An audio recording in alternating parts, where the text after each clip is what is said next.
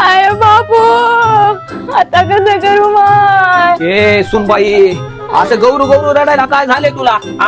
लोकांना वाटेल की नाना मेला का काय की म्हणून. अहो, मला आजारा पॅरालिसिस झालाय म्हणून. काय?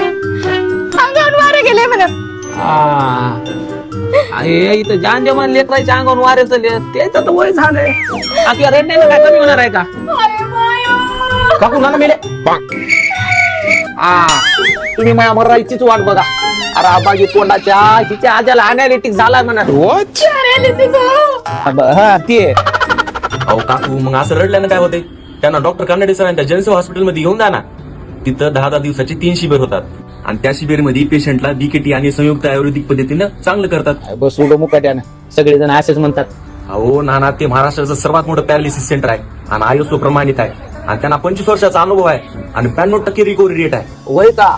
अहो हो नाना तिथं 10 दिवसाच्या शिबिरामध्ये पेशंटला आणि पेशंटच्या एका नातेवाईकाला राहायची आणि जेवायची कमीत कमी दरामध्ये सोय आहे. आणि हे दवाखाना कुठं आहे बापू? अहो डीवायएसपी कार्यालयासमोर नाथ कॉलनी पैठण आपल्या संभाजीनगरला. माय मग मी घेऊन जातो माझ्या आजाला तिथंच. ए बाई आर पिशवी काय बाई हाय बाप्पा. मला तर वाटलं इतके दिवस तू बिनकामाचाच आहेस. तू तर लय कामाचा निघालास की.